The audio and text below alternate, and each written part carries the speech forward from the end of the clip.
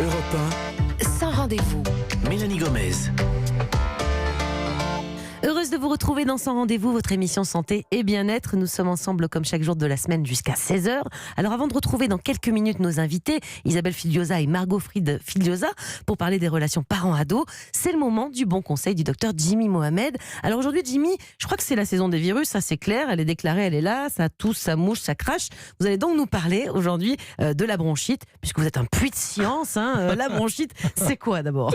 Alors la bronchite, c'est l'inflammation aiguë des bronches et des bronchioles. Ce sont les voies de conduction, c'est les tuyaux qui mènent ensuite aux alvéoles, au parenchyme pulmonaire, qui lui n'est pas atteint. Lorsque le parenchyme pulmonaire est atteint, là où se font les échanges gazeux, c'est la pneumopathie. C'est très fréquent, c'est 10 millions de cas par an en France. La bronchite, Exactement, seulement. la bronchite, oui. C'est plutôt en période d'hiver, donc là on commence à rentrer dedans.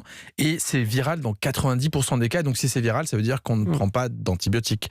Une multitude de virus est responsable. On a le virus de la bronchiolite qui peut donner des bronchites chez l'adulte. Le virus VRS. Exactement. Moi aussi, je vous avez vu, je suis un puits de Oui, science. vous êtes aussi un puits de science. Le virus influenza, parainfluenza, La grippe, exactement. vous avez vu, je suis trop fort. Ah oui, le latin première langue, c'était quelque Non, je chose. suis bonne en virus, Oui, c'est tout. exactement. Et donc voilà, c'est la saison, mais ça reste viral dans 90% des cas. Très bien. Et donc je suppose que c'est assez facile à diagnostiquer pour vous, la bronchite ? Oui, c'est très facile. Et même pour les patients, souvent, ils reconnaissent leurs symptômes, puisque ça commence dans un contexte d'épidémie, où tout le monde tousse, avec une toux qui commence initialement à être sèche, puis grasse, avec une douleur rétrosternale, c'est-à-dire derrière la poitrine. On sent que ça brûle, on crache, parfois jaune, parfois vert, parfois blanc. Et puis on a de la température ou pas. Certains vont avoir un petit 38, 38,5 et puis d'autres un peu plus de température. On a souvent le nez qui coule, mal à la gorge. Bref, on n'est pas très bien. Non, c'est clair. Et ça se traite comment ? Alors, est-ce qu'il faut prendre ces sirops antitoussifs là ? Eh ben non, jamais de sirop contre la toux. Ça sert à rien, parce que vous pouvez essayer, vous verrez que ça marche pas. Et deux, ça peut être contre-productif. Il faut ne pas oublier que lorsque vous toussez, c'est un mécanisme de défense. Vous cherchez à évacuer les sécrétions et à les mobiliser pour parfois les expectorer ou chez les enfants les avaler. Donc, lutter contre ce phénomène naturel peut vous exposer à des surinfections. En règle générale, il n'y a pas vraiment de vrai traitement de la bronchite. Déjà, on prend pas d'antibiotiques parce qu'on a dit que c'était C'est viral. viral dans 90% On des prend cas. du paracétamol si on a un peu de température.